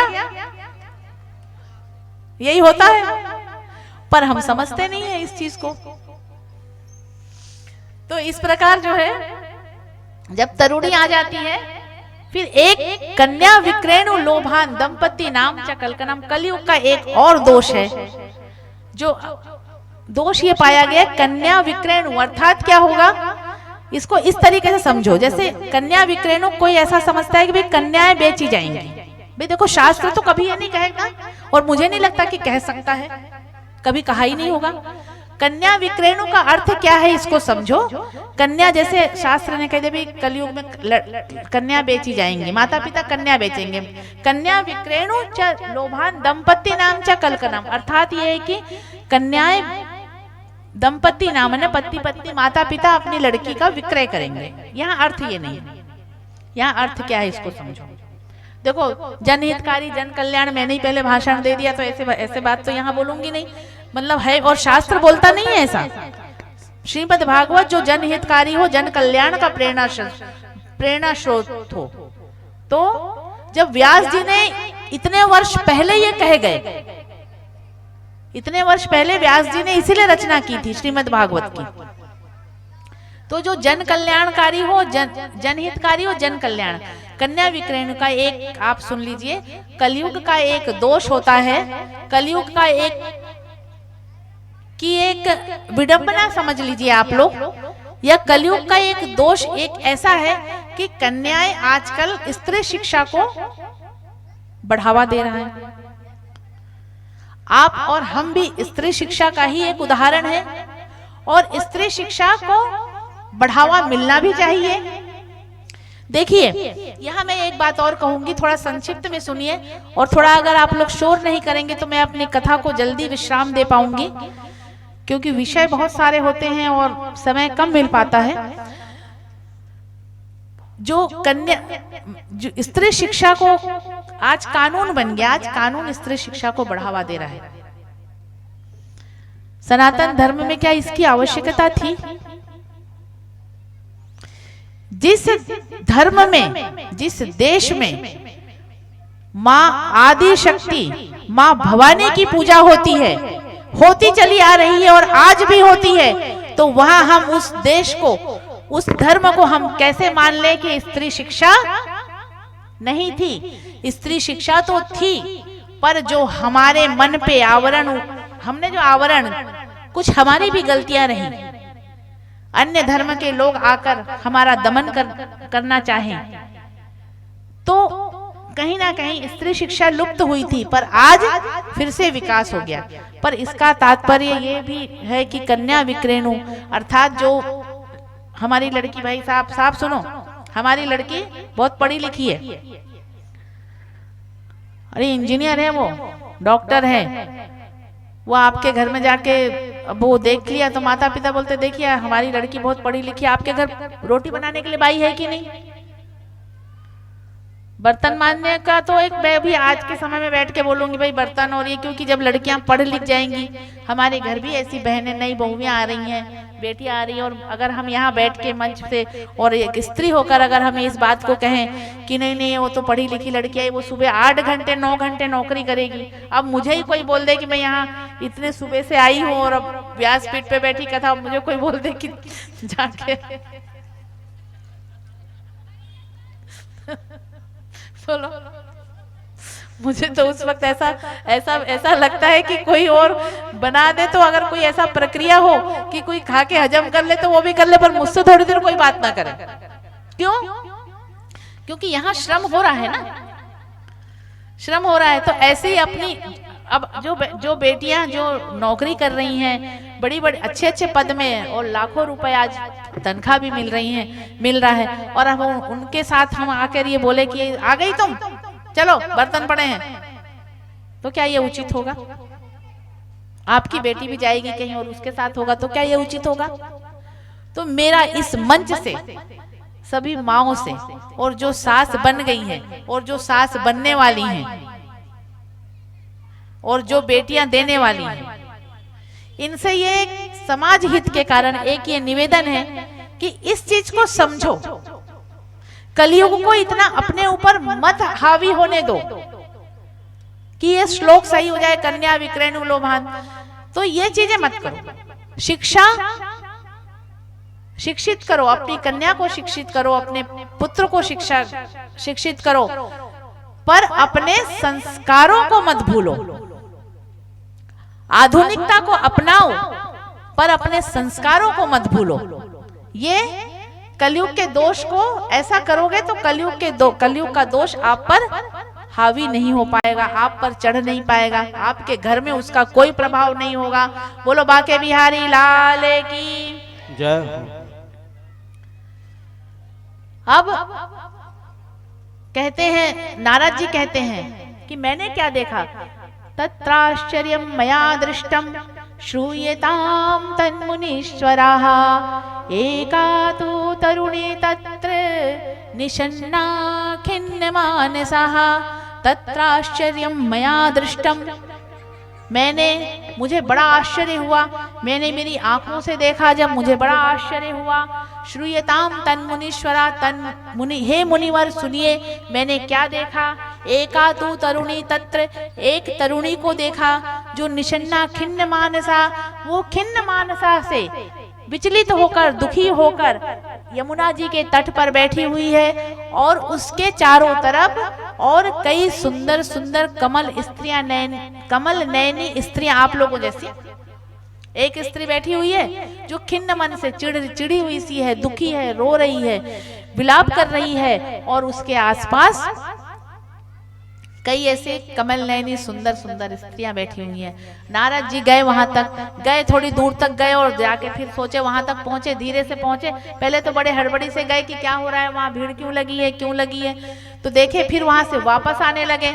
उनने सोचा यहाँ तो सब महिलाएं दिख रही हैं, अब मैं पुरुष अकेला वहां चला जाऊंगा तो पता नहीं डांट देंगे कि तुम्हारे आदमी का क्या काम यहाँ पे आने का, तुम क्यों हमारे बीच आ गए। नारद जी ने ये सोचा, संत थे पर फिर भी एक बार पुरुष होने के नाते ये विचार कर लिए। तब जब नारद जी वहां तक गए, जहां महिलाओं का झुंड था वहां तक गए और वापस आने लगे, तब वो तरुणी क्या कहती हैं, भो साधु क्षणम तिष्ठ मच्चिंतामपि नाशाय। भो साधु क्षणम तिष्ठ मच्चिंतामपि नाशाय। हे साधु रुको रुको, कहाँ जा रहे हो, मेरी चिंता दूर करके जाओ। मत चिंतामपि नाशाय दर्शनम तव लोकस्य सर्वथा गहरम परम। आप जैसे जब हमारे पुण्य का उदय होता है तब आप जैसे महापुरुष संत के दर्शन होते हैं। आइए यहाँ बैठिए और मेरी चिंता को दूर करिए। ये कौन, ये क्या कह रही है, वो स्त्री जो खिन्न मनसा से बैठी हुई थी। जैसे ही संत के दर्शन हुए कहने लगी, भो साधु क्षणम तिष्ठ मत चिंतामपि नाशाय, मेरी चिंता को दूर करिए। तब नारद जी ने पूछा, देवी तुम कौन हो और तुम्हारे ये आसपास जो इतनी स्त्रियां हैं, इतनी सुंदर कमल नयनी स्त्रियां जो हैं, ये कौन है।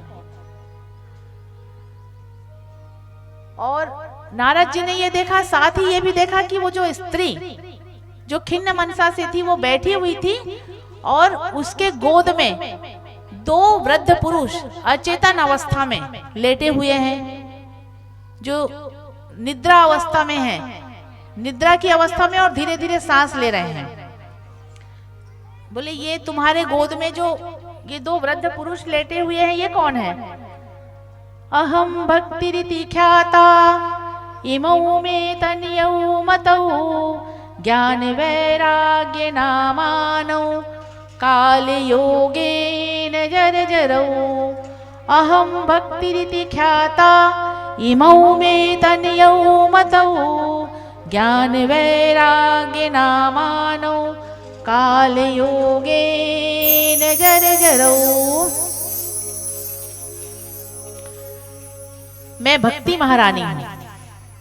वो स्त्री क्या कहती है, नारद जी से कह रही है, मैं भक्ति महारानी हूँ, मेरा नाम भक्ति है, मुझे लोग भक्ति के नाम से जानते हैं। और ये जो दो वृद्ध पुरुष मेरे गोद में लेटे हुए हैं अचेतन अवस्था में, ये दोनों मेरे पुत्र हैं जिनका नाम है ज्ञान और वैराग्य। कलयुग के प्रभाव से ये इनकी ये अवस्था हो गई है। मैं तरुणी हूँ, मैं युवा हूं और मेरे दोनों पुत्र वृद्ध हैं। और ये जो स्त्रियां मेरे आसपास बैठी हैं, ये गंगा जमुना सरस्वती कृष्णा कावेरी गोदावरी तीर्थ नदियां हैं, ये साक्षात देवियां हैं। कलयुग का प्रभाव देखो, संत कलयुग का ये प्रभाव देखो कि साक्षात देवियों द्वारा मैं सेवित होने के बावजूद भी मैं पीड़ित हूं, मैं दुखी हूं, और मेरे ये दोनों पुत्र जर्जर अवस्था में पड़े हुए हैं, अचेतन अवस्था में पड़े हुए हैं, जिनका नाम है ज्ञान और वैराग्य। ये कलयुग का दोष देखिए। हे मुनिवर, मत चिंता मपि नाशाय, मेरी चिंता दूर कीजिए। ऐसा क्यों? अब भक्ति महारानी कहती है,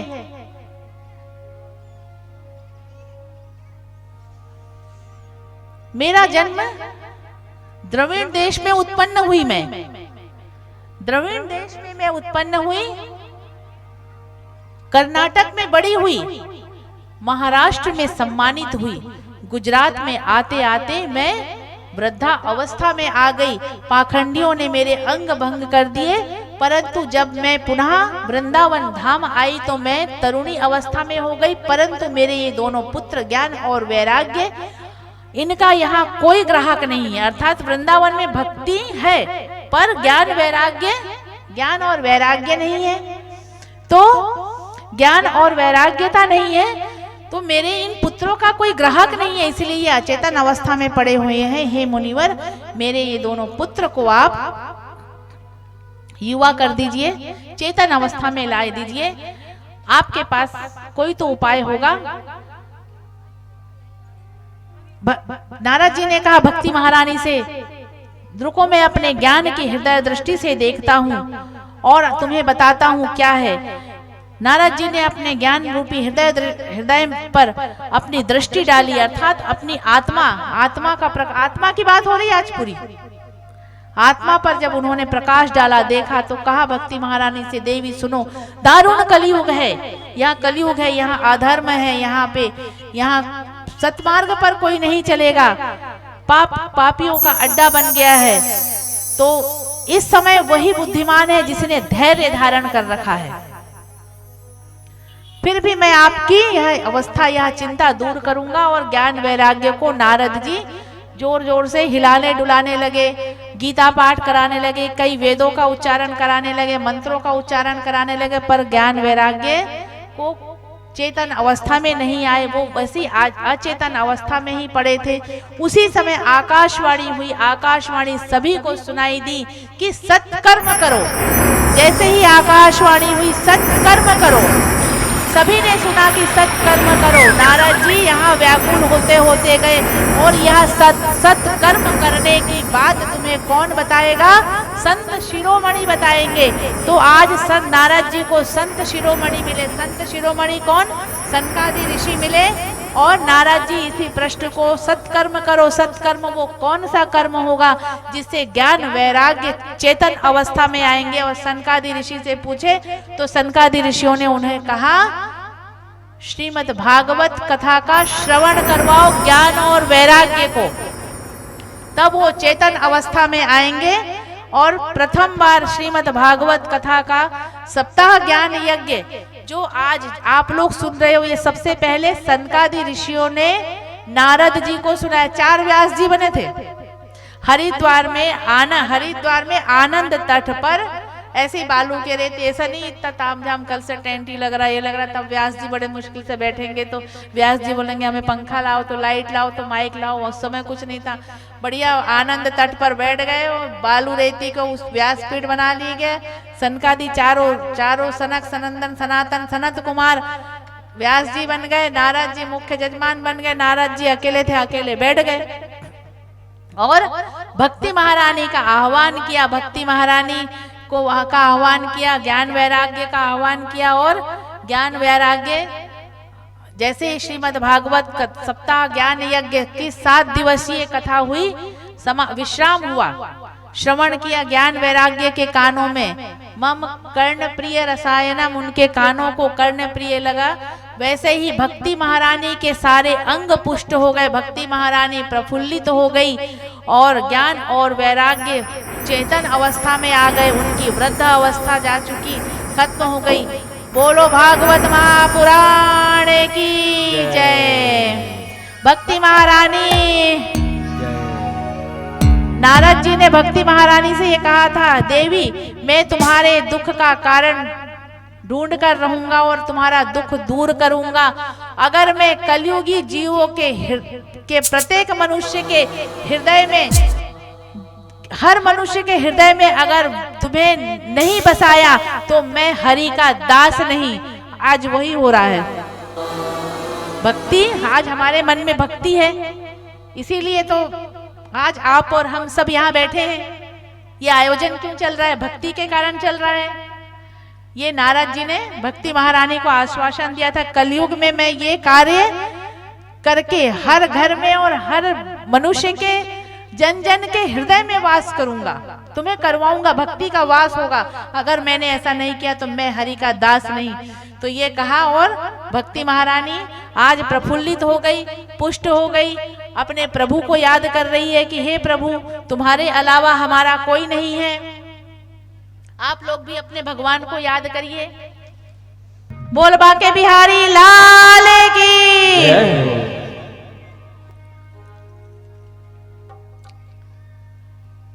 अब भक्ति महारानी ने श्रीमद् भागवत कथा का श्रवण किया, सनकादि ऋषियों ने श्रवण करवाया, नारद जी ने उन्हें बुलाया, मुख्य जजमान नारद जी बने। भक्ति महारानी प्रसन्न हो गई, प्रफुल्लित हो गई, भक्ति महारानी के सारी तकलीफें दूर हो गई, जैसे आज से आप लोगों की भी दूर होना प्रारंभ हो जाएगी।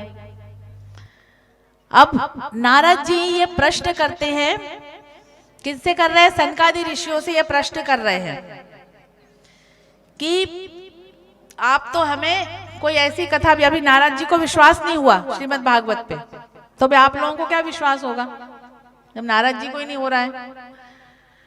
तो बोले आप तो हमें ऐसी और कोई ऐसी कथा सुनाइए कि जिसने जीवन पर्यंत दुष्कर्म किया हो, पाप किया हो, छल कपट किया हो, चोरी किया हो, डकैती किया हो, खूब पाप किया और पाप करते करते उसकी मृत्यु हो गई। फिर क्या होगा? फिर उस व्यक्ति की, उस मनुष्य की क्या गति होगी? ये नारद जी पूछ रहे हैं सनकादि ऋषियों से। तो सनकादि ऋषि कह रहे हैं सुनो, मैं तुम्हें एक और व्याख्यान सुनाता हूं।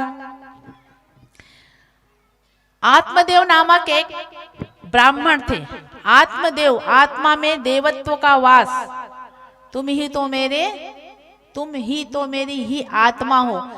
आत्मदेव अर्थात बहुत ज्ञानी थे, वेद पाठी थे, ब्राह्मण थे, सत्कर्मी थे। तो आत्मदेव नामक एक ब्राह्मण थे, परंतु उनकी एक पत्नी थी जिसका नाम था धुंधली। जैसा उसका नाम था वैसे उसके कार्य थे। धुंधली को कोई संतान नहीं हो रहे थे, आत्मदेव को कोई संतान नहीं थे। एक दिन आत्मदेव गए, वन में जाकर रोने लगे, एक संत से याचना करी कि हमें संतान प्राप्ति का कोई उपाय बताओ, कोई आशीर्वाद दो संत। तो संत ने कहा कि संत ने आत्मदेव जी के मस्तिष्क की रेखा पढ़ ली थी और कहा कि उन्हें बोला कि तुम्हें संतान पुत्र की क्या आवश्यकता है, भगवान को अपना संतान मानो, पर हम मान नहीं पाते हैं। आप लोगों जैसे आत्मदेव भी जिद करने लगे, नहीं नहीं आप तो हमें आशीर्वाद दो, पुत्र चाहिए, हमें पुत्र चाहिए। एक फल दे दिया संत ने, वो फल बोला जाकर अपनी पत्नी को खिला देना। पत्नी को खिलाया तो पत्नी को बोला ये फल खा लो, तुम्हें पुत्र संतान होंगे। पत्नी तो धुंधली, सब धुंधला ही धुंधला पूरा। तो धुंधला बोले नहीं मैं ये फल नहीं खाऊंगी। अपनी बहन को बुला के बोलने लगी कि नहीं ये फल नहीं खाऊंगी, पता नहीं ये क्या, कौन सा फल वो महात्मा जी ने दे, पता नहीं महात्मा जी सच्चे हैं कि नहीं। अब धुंधली, बुद्धि धुंधली, महात्मा की परीक्षा। अरे महात्मा कहीं आजकल के बोलते ना, अरे कहीं महात्मा संतवंत कहीं कुछ नहीं करे, बड़े मटका देती हैं कई बहनें हाथ में, कहीं साधु महात्मा कहीं करे कुछ नहीं करे। ऐसा नहीं है। जिसने भगवान की भक्ति कर ली समझो उसमें देवता की कृपा होना प्रारंभ हो गई। तो अपनी बहन को बुलाई, बोली मैं तो ये फल नहीं खाऊंगी और मैं सुनो मैं तो बच्चा चाहती भी नहीं।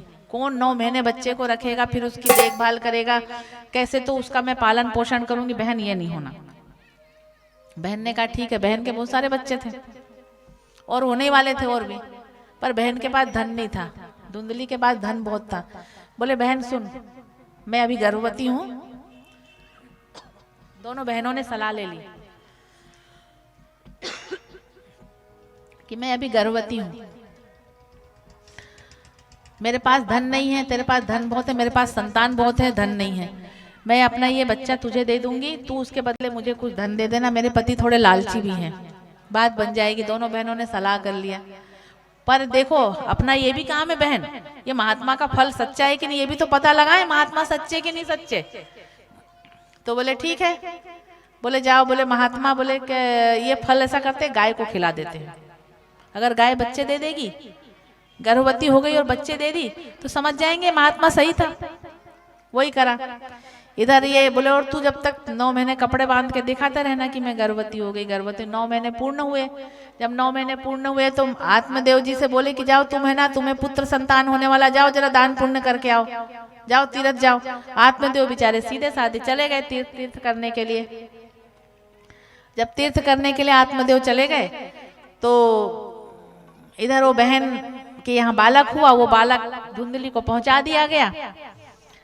धुंधली ने आत्मदेव से खबर पहुंचा दिया तुम जल्दी वापस आ जाओ, तुम्हें पुत्र संतान हो गए हैं। आत्मदेव बेचारे आए और अपना आधा से ज्यादा धन दान कर दिए खुशी में पुत्र होने के कारण। अब धुंधली महारानी ने कहा कि जो बोले ये पुत्र हुआ है तो मेरे पुत्र, ये मेरा बेटा है, मेरे बेटे का नाम मैं स्वयं रखूंगी और अपने नाम से मिलता जुलता रखूंगी। तो धुंधली तो उसने अपने बेटे का नाम रख दिया धुंधकारी। अब वो धुंधकारी जी हो गए। उधर वो गाय जिसको फल खिलाया था, कुछ समय पश्चात उस गाय का ने भी एक बालक को जन्म दिया जिसका पूरा शरीर मनुष्य जैसे थे और जो दोनों कान थे वो गाय जैसे थे। आत्मदेव जी बड़े प्रसन्न हुए कि कहाँ तो एक पुत्र नहीं, कहाँ मुझे 2-2 पुत्र मिल गए। एक गौ माता ने पुत्र दे दी, एक मेरी देवी जी ने तो दे ही दिया है। तो बोले ठीक है, अब 2-2 पुत्र हो गए। इसका नाम गाय जैसे इसके कान है तो गौकर्ण, गौकर्ण रखा गया।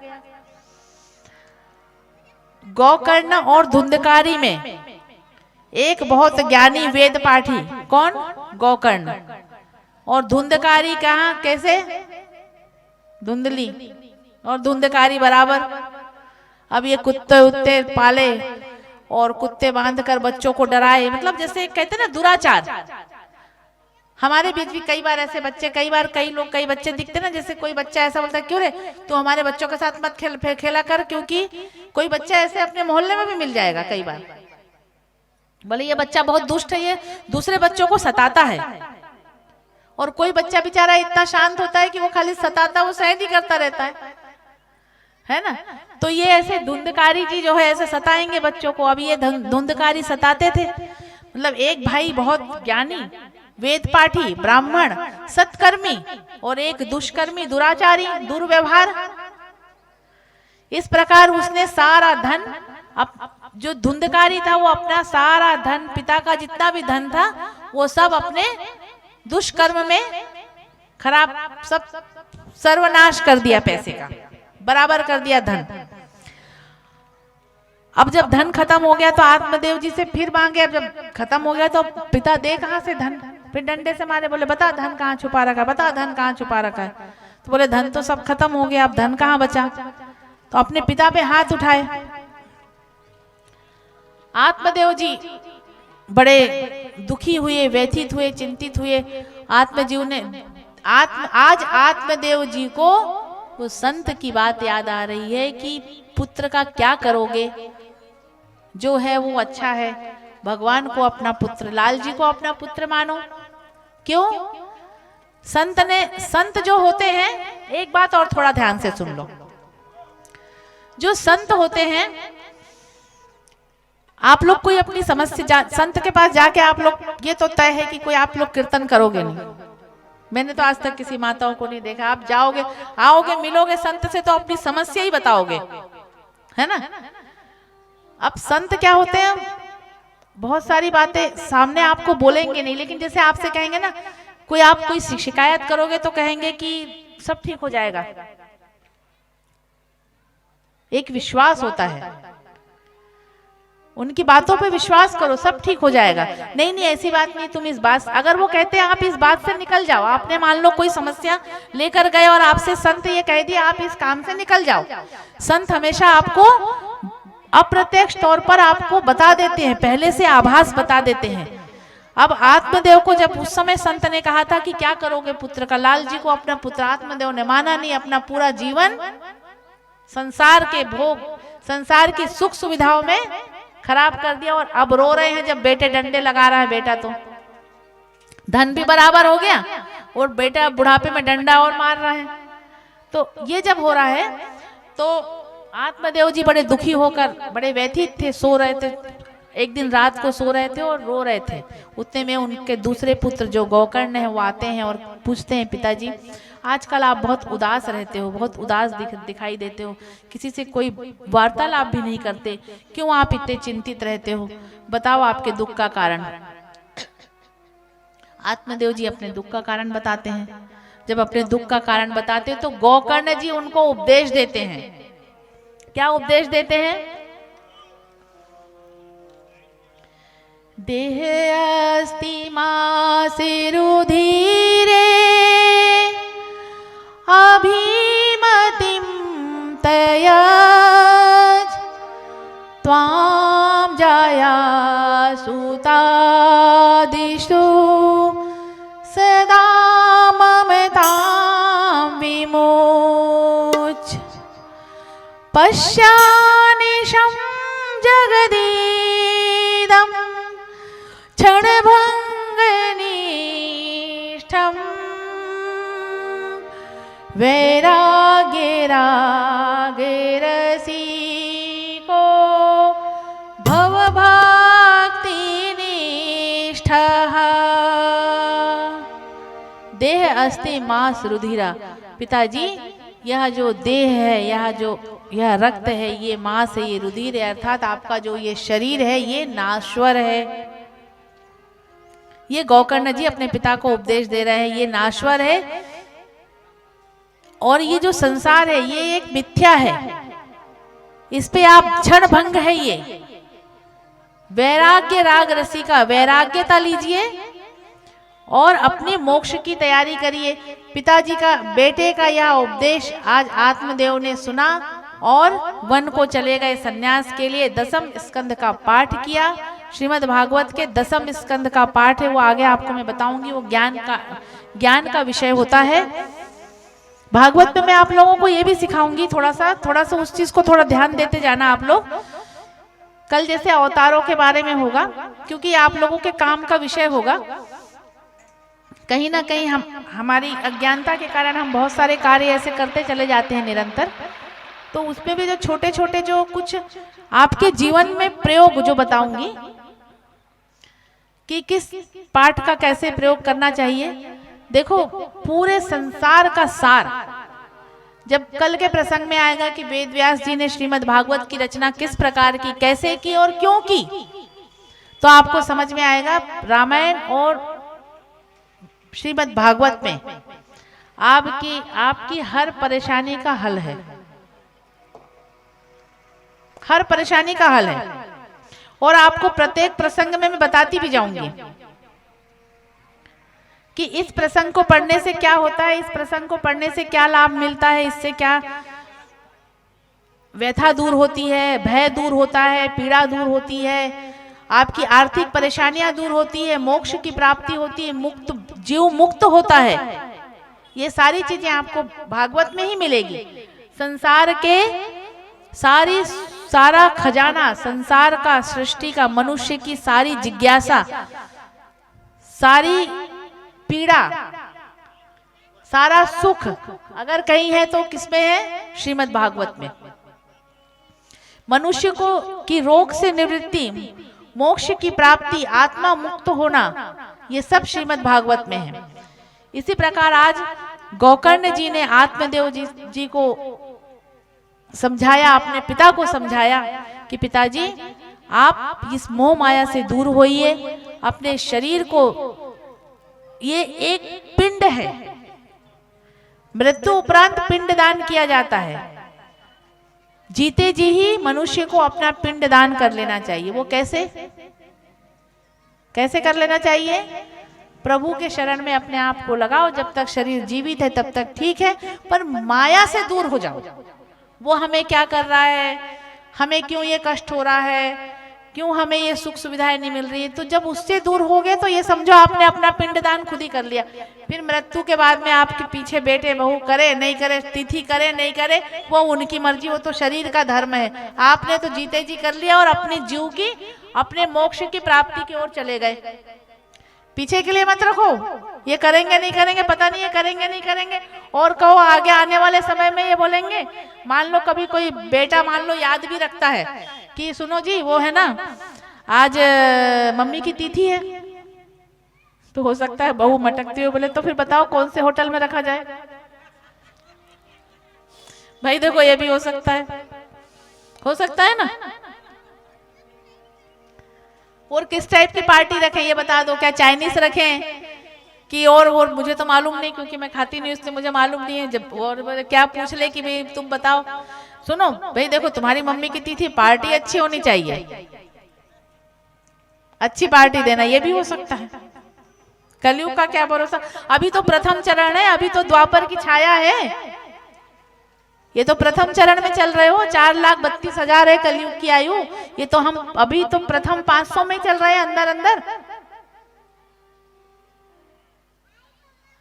प्रथम चरण में है, तो पता नहीं आगे के चरणों में आते आते क्या हो जाए। इसलिए अपना पिंडदान अभी कर लो, भागवत सुनो और पिंडदान कर लो। ये करे नहीं करे अपने आत्मा को मुक्ति बोलना पड़ेगा। राधे राधे। इस प्रकार गोकर्ण जी ने अपने पिता को उपदेश दिया, पिता को मोक्ष मिला, दसम स्कंद का पाठ किए। अब इधर माता को अभी धुंधकारी अभी पीछा नहीं छोड़ा, अपनी माता को भी अब पिटाई कर रहा है, बोले ला धन ला धन ला, कहाँ छुपाया, हो सकता है तेरे पास हो। माता दुखी हो गई क्योंकि पति तो पहले ही वन में चले गए थे। माता गई और एक कुएं में जाके आत्महत्या कर ली। और भैया जो है गोकर्ण अब कहाँ तक रहे इस भाई के साथ, रोज मांस मदिरा पीना और खाना और दुराचार करना। भैया भी चले गए अपने तप करने के लिए वन में। गोकर्ण तो संत थे ही सही, गोकर्ण बहुत बड़े संत थे, चले गए तप करने के लिए। अब धुंधकारी ने सोचा अच्छा हुआ, बाप भी गया, माँ भी गई, भाई भी गया, अपन स्वतंत्र, अपन अकेले, बढ़िया आनंद आएगा। गए और जाकर जो दुराचारी स्त्रियां थी, एक नहीं 5-5 स्त्रियों को अपने घर ले आए और दुराचार करने लगा। स्त्रियों ने कहा, स्त्रियों अब धन तो सब खत्म ही हो गया था, स्त्रियों ने कहा भैया हमारा पालन पोषण, हमारे शौक मौज कैसे पूरे करोगे, जाओ धन कमा के लाओ। अब धुंधकारी चोरी डकैती करने लगा, सब धन जमा कर ली। एक दिन उन स्त्रियों ने सोचा कि कहीं ऐसा ना हो कि राजा को जिस दिन मालूम पड़ गया कि धुंधकारी चोर है तो ये तो अंदर जाएगा, साथ में हम भी अंदर जाएंगी, तो ज्यादा बेहतर है कि आज अगर ये चोरी करके आए, इसका धन तो हमने जितना लूटना था लूट लिया, इसका जितना उपयोग करना था कर लिया, आज जब ये घर वापस आएंगे तो इसको हम मार डालेंगे। ये सब वो 5 स्त्रियां, जिन 5 स्त्रियों को अपने घर में रखा था।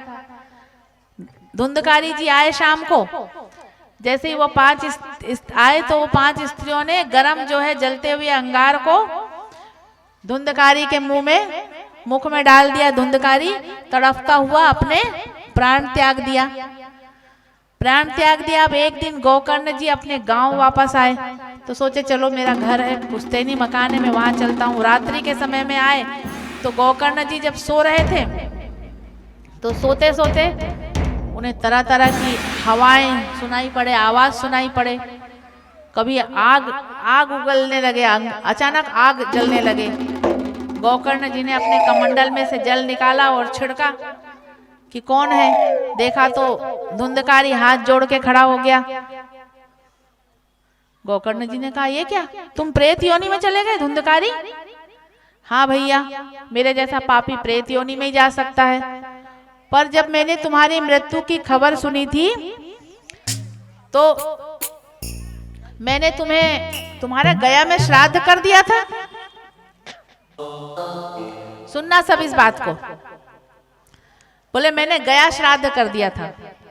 आज धुंधकारी कहता है भैया मेरे जैसे पापी के लिए आप एक नहीं 100 बार गया में श्राद्ध कर दो, पर मुझे इस प्रेत योनि से मुक्ति नहीं मिलने वाली, क्योंकि जीवन भर पाप ही पाप किया है, तो कहां से मुक्ति मिलेगी।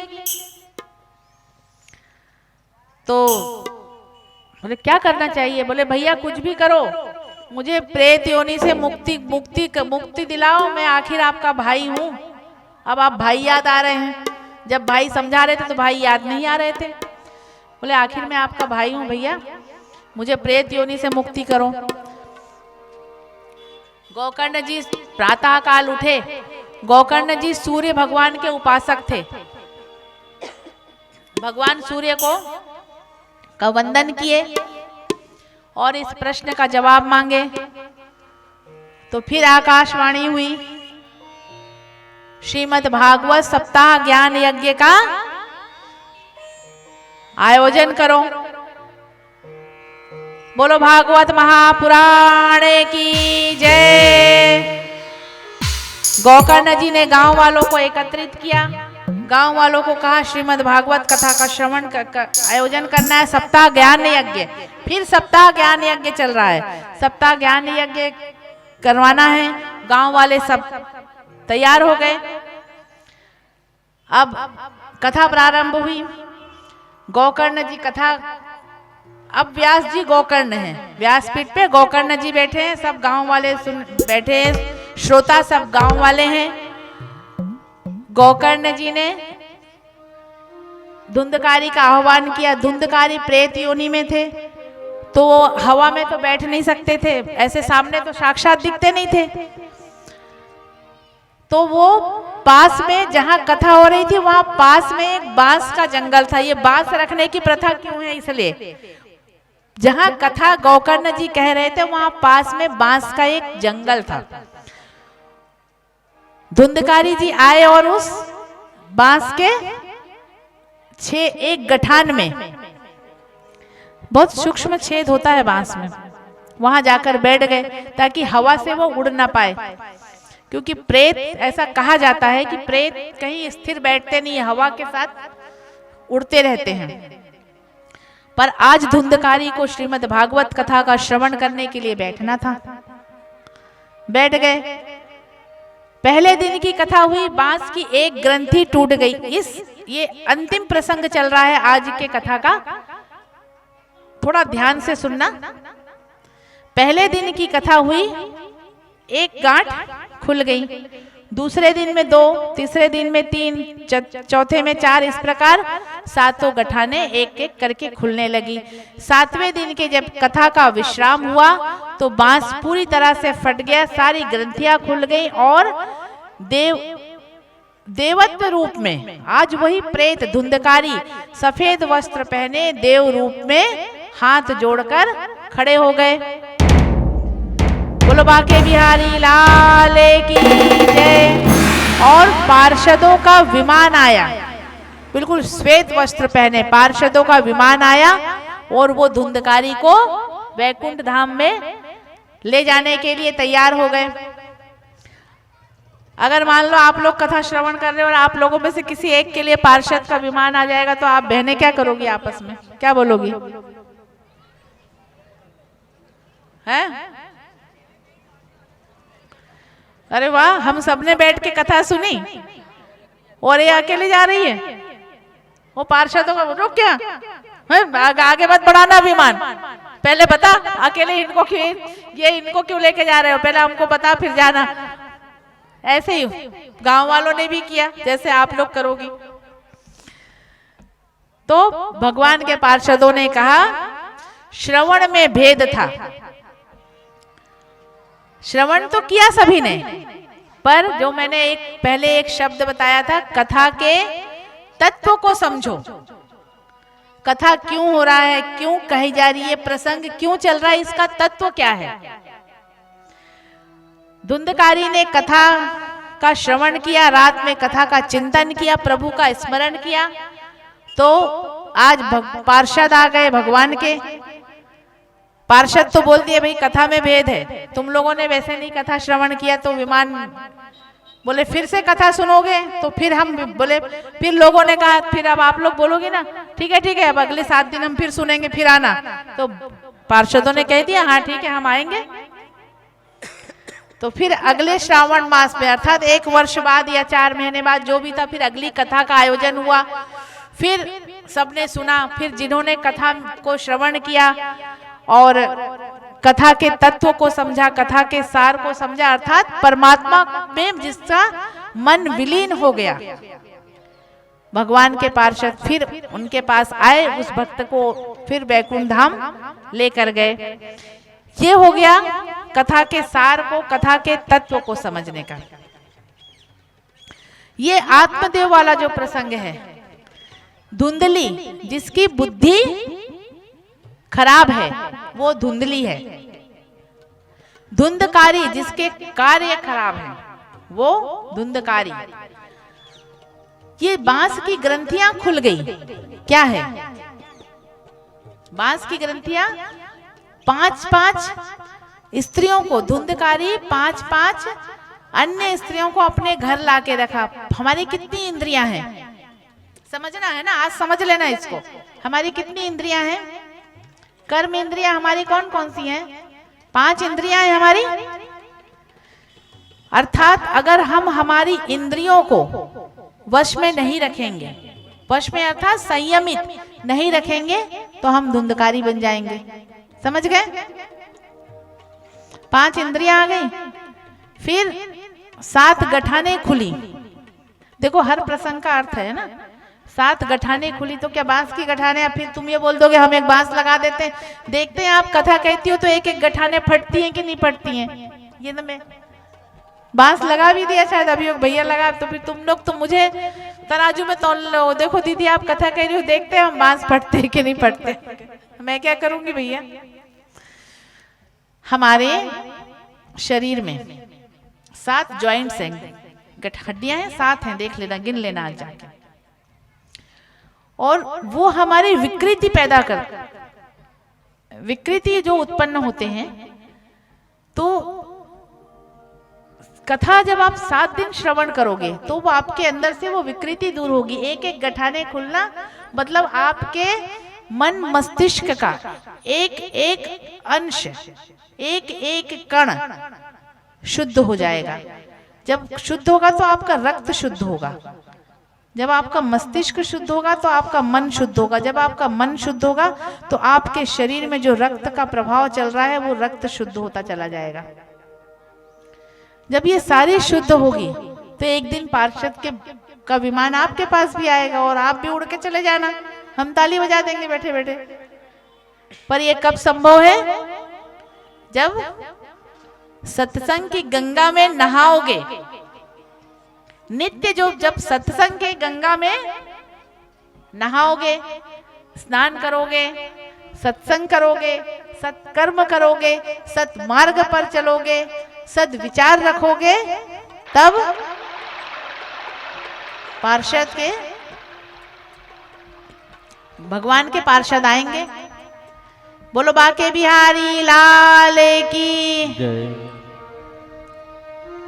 आज का ये 2 प्रसंग रहता है, भक्ति महारानी और धुंधकारी की कथा, जो आज आप लोगों को मैंने श्रवण करवाया।